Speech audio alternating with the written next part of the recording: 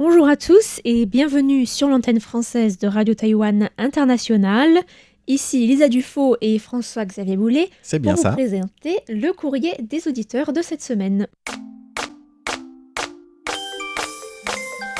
你好，你好，你好，你好，你好，你好，你好，你好，Hello, Hello, Guten Tag, Guten Tag, Bonjour, Bonjour, Здравствуйте, Hola, Hola, Konnichiwa, Konnichiwa, Xin chào, Xin chào, Sawadika, Sawadika, Apa kabar, Apa kabar. Alors, un courrier des auditeurs dans lequel on va bien sûr rappeler la nouvelle question mensuelle, qui n'est donc plus nouvelle puisqu'on l'a déjà dévoilée la semaine dernière. Et puis on va rappeler aussi celle du concours trimestriel qui date encore un peu plus, mais c'est logique. Alors, on va commencer par, Léop, la nouvelle question mensuelle, n'est-ce pas ? Mhm. En septembre, qu'est-ce qu'on demande à nos auditeurs et auditrices qui nous écoutent fidèlement ? C'est lié à la politique. Il faut nous dire combien de signatures Guo Taiming ou Terry Guo a besoin pour valider sa candidature à la présidentielle de la République de Chine, qui est le nom officiel de Taïwan. Voilà. Voilà. Alors, Donc il Guo n'a pas Taiming encore s'est déposé, présenté il y a oui. à peu près 2 semaines. C'est ça. Il n'a pas encore déposé officiellement les papiers puisque la campagne n'est pas officiellement ouverte, mais lui, il a clairement dit qu'il serait candidat sous étiquette indépendante. Et pour ce faire, il est obligé d'avoir un certain nombre de signatures. Ça compte en pourcentage des électeurs. On ne va pas donner trop d'indices non plus. Et du coup, à vous de nous donner soit le pourcentage, soit le nombre de signatures, tout simplement, pour qu'il puisse officiellement être validé dans sa candidature. Et vous Pour- pourrez peut-être remporter un porte-clés robot, c'est Oui, ça ? enfin, c'est un qui fait porte-clés aussi- qui a un petit robot pendentif. Voilà, qui fait office de décapsuleur. Et Voilà. il y aura 6 gagnants. Exactement. Alors, ce n'est pas le robot avec sa dent robotisée qui va vous décapsuler vos canettes, mais c'est un porte-clés qui a un décapsuleur et qui a à côté un petit robot en toute petite figurine de moins d'1 centimètre. Assez joli. Ah oui, d'accord. Et c'est trouvé vraiment par petit Tiffen. alors. C'est même Tiffen qui a rajouté ce robot sur le porte-clés, je crois, à la base. D'accord. Voilà, donc 6 gagnants attendent cette ingéniosité de Tiffen pour ce concours mensuel. Et la question trimestrielle, Alors c'est vrai C'est qu'il nous pour reste les encore mois de- 3-4 semaines, donc puisque juillet, août, c'est septembre. ça, 3e trimestre 2023. On voulait savoir quel est le nom de l'éditeur et animateur à RTI qui a disparu en Chine, alors qu'il se rendrait, je crois, pour rendre visite à sa famille. Voilà, il est incarcéré depuis, on n'a pas trop de nouvelles d'ailleurs, sa famille peine à en avoir. Donc de qui s'agit-il ? À vous de nous le dire pour remporter un petit arrosoir de poche en métal, et il y en a 4. Voilà, merci Fix pour ce rappel. Et puis, avant de passer aux questions, Oui, j'ai plusieurs personnes à saluer qui nous ont Mhm. envoyé des rapports d'écoute. Oui. Alors, on a reçu des courriers de Farid Boumechal en Algérie, de Sugio Hitoshi de Hyogo au Japon, mhm, de Philippe Marsan et de Daniel Villon, oui, ainsi que de Ratan Kumar Paul en Inde. d'accord. On a aussi reçu des courriers de Emmanuel Nicodème du Radio Club du Perche, qui a Oui. écouté depuis les l'onde de Tamshui. Tout à fait. C'est ça qui est Depuis l'antenne de intéressant, c'est Tamshui. que dans tous les rapports d'écoute qu'on a reçus récemment, enfin depuis un mois maintenant, c'est très diversifié. La diffusion directe depuis Tamshui, donc on avait 2 fréquences qui devaient, vendredi, samedi, dimanche, être essentiellement une couverture vers l'Europe et l'Afrique du Nord. Et puis finalement, on se rend compte qu'on nous a entendus dans d'autres coins du monde, comme le Japon, c'était aussi depuis la fréquence directe. Oui, tout à fait. On a aussi Andreas Mueklich, Oui, pardon pour ma Muklich, prononciation, je crois. d'accord, de Berlin. Et Tout à lui fait. aussi a écouté Tamshui. C'est aussi le cas de Roman Pakov, qui nous a écouté de Sofia en Bulgarie, Mhm. ou encore de Chandatami du Bihar, Ah oui. en Inde. On a aussi John Zachary Alvarez des Philippines, qui a aussi écouté depuis l'antenne de Tamshui. Mhm. Yuki Ota de Aomori au Japon, qui est un lycéen de 17 ans. Ah oui, Il a Voilà. dû nous trouver Qui par hasard, apparemment est peut-être. fan d'Anne-Court. Oui. C'était vraiment touchant de lire son courrier. C'est ce que nous Donc, disaient on le des salue. auditeurs fidèles, en espérant que notre diffusion directe depuis Tamsui puisse attirer des nouvelles oreilles, donc des nouveaux auditeurs pour notre service, Bon. parce qu'ils aiment bien nos émissions en général. Et c'est vrai que dans les noms que tu dis, je pense que beaucoup d'auditeurs se disent tiens, je les ai jamais entendus au courrier du service français, quoi. Alors, notre nouvel auditeur Yuki Ota, il a dit qu'il ne parlait pas français, mais quand Ouais. même qu'il avait réussi à prendre quelques mots.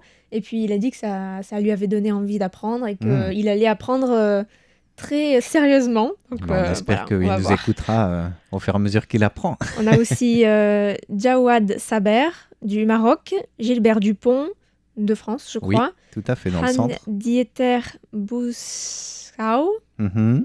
d'Allemagne. Je ne sais pas si je prononce bien, On pardon. espère ne pas écorcher vos noms. De Hildesheim. Mm. On a aussi José Jacob d'Hyderabad en Inde. Birgit, je ne sais pas, Denker en Allemagne. Mm. Je pense qu'on dit plutôt Birgit, en effet. Oui. Enfin, l'équivalent de Peut-être. Brigitte. Maggie Roy, qui a aussi écouté Dame Chouet, Oui. qui en fait nous a envoyé un rapport d'écoute de Pierre Marichal, Ah, c'est vrai, qui oui, un nous auditeur qui nous un écoute auditeur en du ondes Radio courtes. DX Club. Mhm.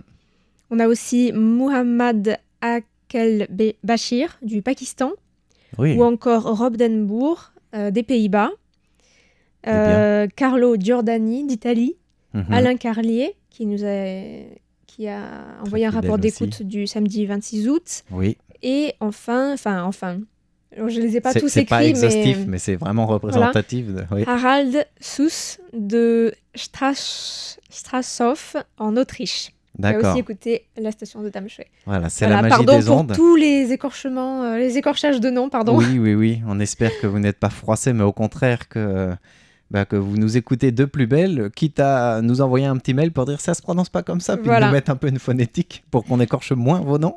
Et puis on a reçu d'autres mails aussi de Karl Hernandez ou encore de Nagmouchi Noiri d'Algérie, et Gilbert Dupont qui a reçu sa lanterne poule pour compléter sa mini collection, et il nous a ça, envoyé c'est bien, une ça. petite photo de son intérieur. Oui. Voilà, merci Alors moi, à ça tous. me fait un petit peu peur. Enfin, c'est beau en même temps de voir tous ces rapports d'écoute qui sont nombreux, qu'on a reçus depuis les ondes directes de Tamsui.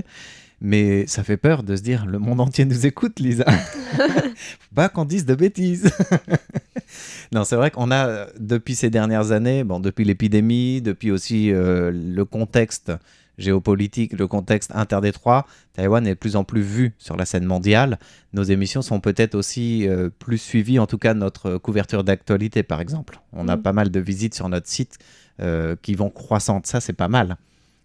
Pour en revenir à la diffusion depuis Tamsui, je crois qu'on avait une question justement d'un auditeur très fidèle qui voulait savoir combien on avait reçu de rapports d'écoute à peu près Oui. liés à cette diffusion directe Tout à du fait. mois d'août. C'est Christian Guibaudo qui nous écrivait, qui nous a écrit le 4 septembre pour nous demander notamment combien on avait eu de rapports d'écoute pour les émissions depuis Tamsui. Et en fait, Voilà. on ne sait pas encore parce qu'on n'a pas encore reçu le rapport Tout à de fait. la direction. Oui, enfin la direction, c'est le service qui est en charge du traitement des courriers, qui doit tout un peu synthétiser, Centraliser, résumer, puis- centraliser, répertorier avant d'archiver vos proses, mais aussi de nous dire tout simplement combien il y a eu de rapports d'écoute, sur quelle fréquence, quel jour, par auditeur, par région.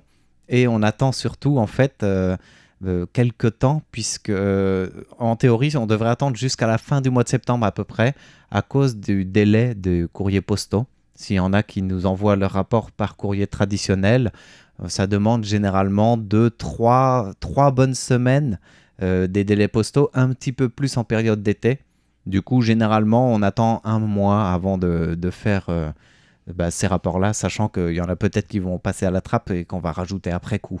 Voilà. Mais vous aurez donc les chiffres sans doute durant le mois d'octobre. Christian Guibaudo nous demandait aussi s'il y avait, comme en France, où il y a la rentrée politique, la rentrée littéraire, que sais-je encore, Mhm. s'il y avait aussi la même chose à Taïwan. Ah oui, à la rentrée des classes, ça y est, les écoliers sont repartis à l'école. La maison Voilà, s'est ça, vidée c'est chez sûr. moi. Bientôt la rentrée des fantômes aussi. Voilà, ils vont bientôt repartir chez eux. Ouais. Voilà. Non, il n'y a pas, comme ce qu'on appelle en France, cette rentrée politique, etc. Il n'y a pas Enfin, même d'université si, d'été comme on ou est de à rentrée quelques mois de... des élections, il y a beaucoup d'actualités politiques en ce moment, beaucoup Voilà, de gens, beaucoup de personnalités politiques en campagne, sur les marchés, tout à fait. en meeting politique, il y a beaucoup d'activités, c'est vraiment une Mm, mm. effervescence en ce moment. Exactement. Mais il Mais y a on pas n'a pas vraiment de ce rentrée concept politique. de rentrée, tout simplement parce qu'il n'y a pas non plus le concept de vacances d'été où tout va s'arrêter Qui dans les sont aussi longues administrations aussi. de manière aussi longue, ou alors c'est échelonné ou à tour de rôle, et du coup, bah, tout continue. Mm. Et les gens vont pas partir avec une caravane ou un camping-car ou en location super loin. C'est moins dans les Il n'y a pas une mentalités ou coupure dans très l'habitude. intense. Et voilà, vu qu'il n'y a pas de coupure, bah, il n'y a pas vraiment de rentrée en fait. Mais il y a quand même Comme des pour nous saisons. en fait. C'est vrai, voilà, exactement. Mais il y Pas a de quand rad- même des saisons Pas de rediffusion non plus, non plus. donc pas de rentrée. Voilà. Mais il y a des saisons, par exemple, une rentrée littéraire, je sais pas, mais peut-être des saisons littéraires où il y aura plus de nouvelles publications. Généralement, septembre-octobre, il y en a pas mal. Et puis après, c'est aux alentours du Salon du Livre, donc plutôt au moment du Nouvel An Janvier, lunaire. février. Voilà. J'espère que ça répond à peu près à cette question, mais Mhm. pas de rentrée parce que pas de coupure. C'est quand même triste la vie Oui. par chez nous. Voilà, et sinon, il demandait également à propos des élections, est-ce que les Taïwanais vivant à l'étranger ont le droit de voter pour les élections taïwanaises, quelle que soit Mhm. l'élection? Et par ailleurs, un Taïwanais résidant à l'étranger pourra-t-il voter s'il vient à Taïwan au moment des élections? Et enfin, comment sont réalisées les listes électorales? Est-ce qu'il faut s'inscrire ou alors l'inscription est-elle automatique? Voilà les 3 questions de Christian Guibaudo concernant les élections. Eh bien, merci à notre auditeur fidèle pour le dossier de la semaine. Sans transition, voici le jingle du dossier de la semaine. Non, bien sûr. Ah, merci. Alors, on n'a pas de régie pour nous lancer ces jingles-là, donc on est obligé de tout faire avec les moyens du bord, vous l'aurez entendu. Alors, pour les élections à Taïwan, on ne s'inscrit pas sur des listes électorales quand on atteint la majorité. En tout cas, on n'a pas de démarche à faire. C'est automatique. L'inscription sur les listes, ça se passe comment? C'est automatique, c'est-à-dire c'est lié au lieu de votre résidence. Et du coup, automatiquement, vous êtes inscrit sur le lieu auquel vous résidez. Et quand vous êtes en âge de voter, 20 ans à Taïwan, 18 ans pour certains scrutins, notamment les référendums, eh bien, alors vous êtes directement, vous recevez même pas une carte d'électeur, vous êtes directement automatiquement inscrit. Et vous pouvez, le jour du vote, aller vous présenter avec une pièce d'identité. Alors, on ne reçoit pas le carte d'électeur, mais on reçoit le programme électoral avec un bulletin. Et c'est une fiche qui est très, très importante. C'est comme une convocation sans laquelle, c'est un petit papier rose en format B5, donc un demi A4 à peu près, qui rappelle votre identité, à quel lieu de bureau de vote vous devez vous présenter, de quelle heure à quelle heure, le jour du vote. Et vous y allez avec une pièce d'identité. Après, dans l'isoloir, comment ça se passe? Il y a un bulletin de vote que vous pouvez amener de chez vous, parce que c'est cette feuille qui fait office de vote, en fait, ou il y en a aussi dans l'isoloir.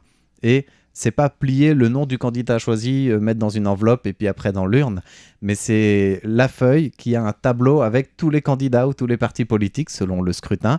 Et puis, vous avez un genre de tampon pour valider la case que vous voulez. Et tout ça, c'est mis à disposition dans l'isoloir, bien sûr, on ne repart pas avec.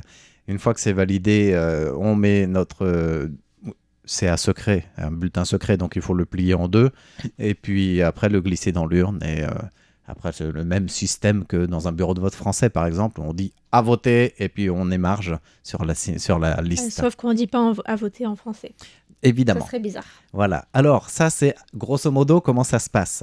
L'inscription est donc automatique, pas de démarche à faire. Si vous déménagez, ça suit votre adresse de déménagement et les listes électorales sont dressées par le Je crois qu'il faut bureau. faire une démarche. Hein.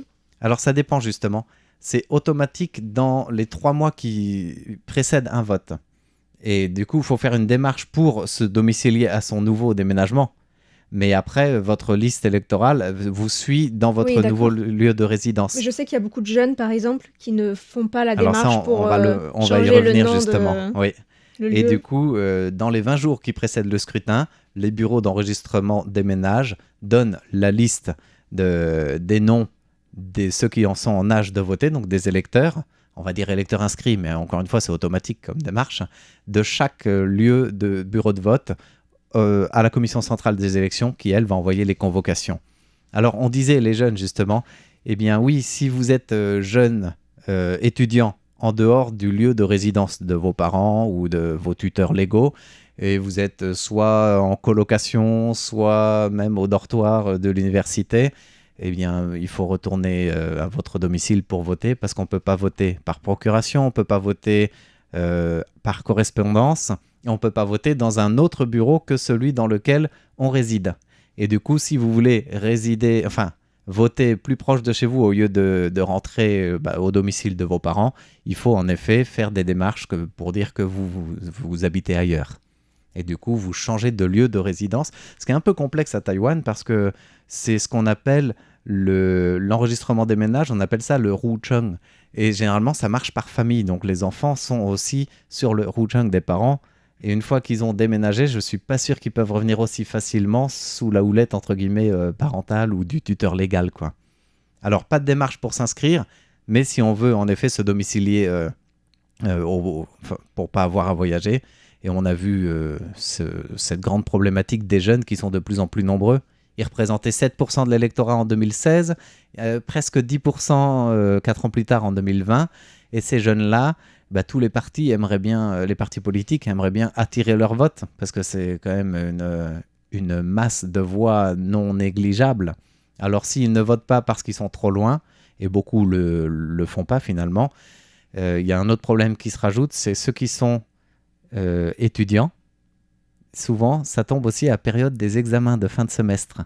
Et je me rappelle, pour l'élection de 2016, certaines universités avaient refusé, c'est plutôt le ministère de l'Éducation qui n'avait pas trop cédé à la pression des associations et des demandes d'étudiants de décaler tout simplement les dates d'examen, quoi. Ça avait été arrêté pile sur 2 semaines au milieu desquelles il y avait l'élection présidentielle. Du coup, pas mal de jeunes qui pouvaient voter pour la première fois n'ont pas pu le faire parce qu'en période d'examen, tu ne vas pas prendre le train ou le bus rentrer chez toi alors que justement, tu as des examens qui vont déterminer ton avenir aussi, quoi. Donc ça avait été problématique. Alors ça a été revu un petit peu. Tout le monde a mis un peu d'eau dans son vin, finalement, pour les prochains scrutins. Donc en 2020, c'était déjà mieux, heureusement. Après, il faut voir ce que ça va donner là. Donc on a cette problématique, en effet, de pas de vote par correspondance ni par procuration. Et quand on va sur le site des élections à Taïwan, de la Commission centrale des élections, il précise en 2e point, avant même le vote par procuration ou correspondance, il n'y a pas de vote électronique non plus. Peu importe le type ou le niveau d'élection, l'électeur doit se rendre physiquement au bureau de vote et remplir un bulletin en papier, en tamponnant justement là encore ce qu'il veut faire comme choix électoral. Et si vous voulez voter blanc, vous pouvez tamponner 2 noms ou en mettre 0, ça c'est à vous de voir. Mais si vous prenez part au vote, ça ne peut pas être par vote électronique, ni par procuration, ni par correspondance. Du coup, les Taïwanais qui résident à l'étranger, ils sont obligés de revenir. Et les Taïwanais qui résident à l'étranger depuis longtemps, s'ils n'ont plus d'inscription sur liste électorale parce qu'ils n'ont plus de résidence à Taïwan, eux, ils doivent faire une démarche je crois que c'est 3 mois qui précèdent une élection pour s'inscrire sur une liste électorale. Voilà, et là, ils peuvent choisir celle du lieu où ils seront le plus proches en rentrant. Et généralement, c'est jusqu'à 3 mois avant les élections. Je crois, oui. Voilà. Donc, mais eux, ils doivent faire la démarche, c'est pas automatique du coup, parce qu'ils n'ont pas de résidence physique à Taïwan. D'accord. Voilà, mais ils peuvent pas demander à quelqu'un de voter pour eux ou de glisser. Pas de correspondance, pas de procuration. Et c'est un dilemme qui est, tous les ans revient tout le temps, tous les ans à chaque nouvelle élection, surtout présidentielle ou législative, parce qu'elles sont ensemble maintenant à Taïwan depuis 2010. La question revient tout le temps de savoir comment on fait.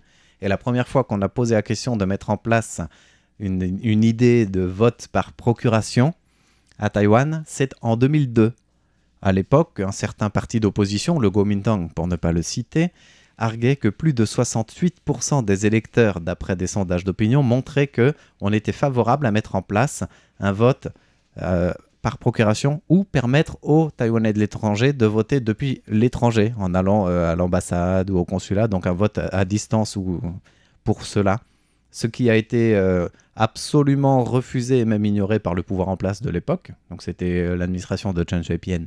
Ces demandes-là sont réitérées après, quel que soit le parti au pouvoir ou à l'opposition, et quelle que soit la couleur politique, tout le monde, surtout des associations civiles, demandent à ce qu'on puisse mettre en place des facilités de vote, tout simplement, une diversification des choix pour pouvoir aller voter. Jusque-là, c'est resté vain. Alors qu'en fin 2015, il y a un projet ficelé par la Commission centrale des élections qui a été présenté en Conseil des ministres pour pouvoir mettre en place l'équivalent d'un vote par procuration. Et c'était très très limité. Ce serait juste pour les référendums. Souvent comme à Taïwan, dès qu'on veut changer quelque chose, on commence par les référendums. Puis après, si ça marche quelques années après, on va le faire. Eh bien même là, en vain, le projet n'a même pas passé l'étape de l'exécutif. Et donc il n'a même pas été soumis au Parlement. Et jusqu'aujourd'hui, ce sont des idées qui sont enterrées et qui reviennent tout le temps sur la table, mais sans progrès. Donc, pas de vote si vous n'êtes pas physiquement présent, tout simplement. D'accord. Eh bien, merci pour cet exposé très clair. J'espère que ça répond bien à la question de Christian Guibaudo. Voilà, on a aussi une toute petite question de Paul Jamet qui demande s'il est toujours utile de mentionner le numéro d'auditeur lorsqu'on envoie des rapports d'écoute. Et la réponse est non, ce n'est pas obligatoire. Voilà, c'est pas nécessaire. On peut le mentionner, mais c'est pas nécessaire en fait. Tout à fait, parce que c'est vrai qu'il y a très très longtemps, au début de l'archivage, je crois, des auditeurs, on mettait un numéro d'identité par auditeur. Et généralement, les premiers chiffres font référence au pays d'origine de l'auditeur. Donc ça permet de classer comme ça, à l'échelle de la radio, en fait, à quel pays appartient... est originaire, l'auditeur. Et après, ça doit être l'année dans laquelle il a rejoint RTI pour la première fois. Rejoint, c'est-à-dire contacter RTI par courrier, etc. Et puis après, après l'année, je crois que ça va être par nombre de personnes, 01, 02, 03, etc. Et ces chiffres-là, ils avaient un sens au moment où on n'avait pas encore tout ce qui est Internet, informatique très, très développé. Aujourd'hui, c'est vrai qu'en un clic maintenant... on sait qui vous êtes, généralement. On aime bien avoir les adresses des auditeurs pour envoyer des cartes QSL ou des petits cadeaux si vous jouez au concours. Mais ce numéro-là, même pour le service courrier, je crois que c'est classé autrement. Donc apparemment, c'est toujours utilisé, mais ce n'est pas nécessaire. Eh bien, merci à toi pour cette précision. Et on a aussi une question de Jacques Augustin qui nous a écrit de Rosny-sous-Bois et qui demande... si les Taïwanais sont favorables ou non à l'abolition de la peine de mort. Ah oui, ça c'est une grande question. On a des sujets très lourds aujourd'hui dans notre courrier. Oui, tout à fait. Alors, pour répondre d'abord à est-ce que les Taïwanais sont favorables ou non? Alors non, les Taïwanais sont en majorité opposés à l'abolition de la peine de mort. Selon une enquête publiée en septembre 2022, c'est près de 87% des Taïwanais qui étaient opposés à cette abolition. Oui. Donc ça fait quand même beaucoup. Même si à Taïwan, il y a environ une quarantaine, je crois, de personnes qui sont dans le couloir de la mort. Et je crois que presque toutes, ou toutes, ont en cours des requêtes, des requêtes en instance devant la Cour constitutionnelle. Ils sont 35, je crois, à avoir des dossiers en cours sur les 40 ou 41. Oui, alors peut-être, ça c'était en août 2023, c'était 38. Ah, 38, d'accord. Voilà. Et ça, je pense que ça ne va pas vraiment bouger, puisque déjà la Cour constitutionnelle a estimé en août, mi-août, qu'une règle qui régit l'attribution des appels de certaines affaires pénales aux juges de la Cour suprême n'était pas contraire à la Constitution. En gros, c'est une décision qui réduit un petit peu les espoirs de nouveaux procès pour les prisonniers qui auraient envie de faire des demandes d'appel supplémentaires. Oui. Voilà. Par ailleurs, en mars 2020, le Parlement avait invité le secrétaire général du yuan judiciaire et le ministre de la Justice à présenter un rapport sur la peine de mort. Il y avait eu donc des questions au Parlement. Et la question était de savoir s'il était possible de mettre en place une mesure pour donner une peine incompressible de prison à vie pour les personnes condamnées à mort. Et le ministre de la Justice avait répondu que le ministère n'était pas contre cette proposition, mais qu'elle demandait une discussion plus approfondie sur le sujet, qui devait se faire en présence des différentes parties concernées. Et en fait, c'est des propos qui témoignent d'un manque de volonté politique, parce que cette mesure, on l'a vu, est très impopulaire à Taïwan. Oui. La majorité des Taïwanais sont opposés à l'abolition de la peine de mort, donc en fait, aucun gouvernement... Donc le KMT est contre ça de manière assez générale. Dans le DPP, c'est moins clairement marqué. Il y a certaines personnes qui sont Plus pour mitigé, l'abolition, oui. certaines personnes qui sont pour. Globalement, je pense qu'il y a pas mal de personnes qui sont pour l'abolition, mais c'est pas une mesure que le parti défend dans sa politique officielle, puisque c'est une mesure très impopulaire. Et d'ailleurs, dans les 8 années de mandat de Tsai Ing-wen, il n'y a pas eu vraiment de gros mouvements pour essayer de changer ça. Oui. Et Et c'est d'ailleurs, intéressant de dire que juste à peine un mois après la réunion dont tu disais, d'évaluation ou de Oui. discussion, eh bien, il y a eu une exécution. Hein. alors que C'était les en avril exécutions 2020. sont assez rares. Voilà. C'était l'exécution de quel prisonnier, tu te souviens? Je me souviens plus, un monsieur Wen, je crois, mais il a été condamné à mort. Pourquoi? Parce qu'il avait fait... souvent, c'est à cause d'homicide. Oui, des Et, crimes. oui, tout à Des fait. crimes Et ça de- faisait un de- an et de demi meurtre, qu'il n'y avait pas eu de condamnation à mort. C'est vrai que depuis les 2 derniers présidents, que ce soit Ma Ying-jeou ou Tsai Ing-wen, il y a eu moins d'exécutions qu'il y avait avant, quoi. D'accord. Mais c'est vrai que ça fait Il y a toujours... des années où Taïwan a été pas C'est abolitionniste, mais où il n'y a pas eu d'exécution. Tout à fait. Voilà. Et là, ça s'était arrêté. Alors, c'était un certain Wen Zhentien, voilà, qui avait été condamné à mort pour plusieurs meurtres qu'il avait commis. D'accord. En tout cas, 25% des Taïwanais accepteraient une condamnation à perpétuité incompressible. Mhm. Et un député avait proposé d'organiser un référendum sur l'abolition de la peine de mort tous les 10 ans. Mais bon, Oui. ça n'a pas fait suite. Mm. En tout cas, même s'il y a peu d'exécutions, il y a quand même des condamnations. En principe, c'est pour les condamnations de meurtre aggravé, on va dire, C'est ça. ou alors de viol avec meurtre, ou alors meurtre d'enfant. Oui. Il faut savoir qu'il y a plusieurs critères dans l'article 57 du Code pénal pour les condamnations. Le juge doit prendre en compte plusieurs critères, notamment la gravité du crime, bien sûr, l'attitude de l'auteur après le crime, la relation entre l'auteur et la victime, Oui. le niveau d'étude aussi et l'intelligence de l'auteur, Mm. le motif et le but du crime, les moyens, bien sûr, mais aussi les conditions de vie de l'auteur et sa disposition, on va dire son état d'esprit. Oui.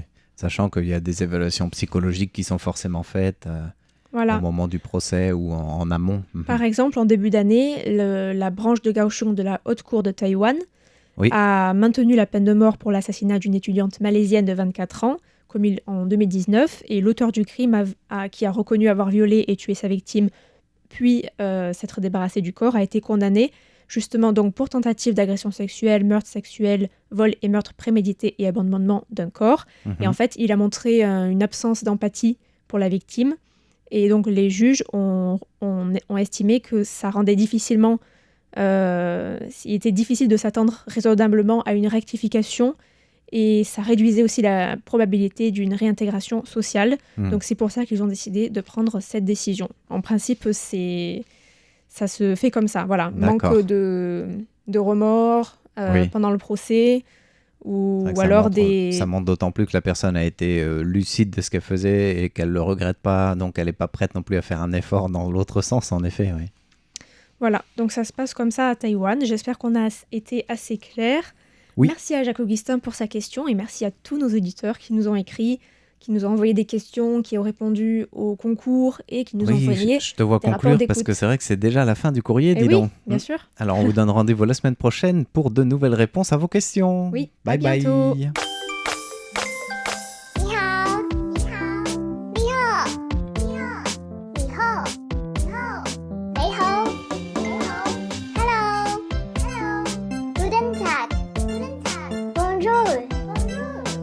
plaisir.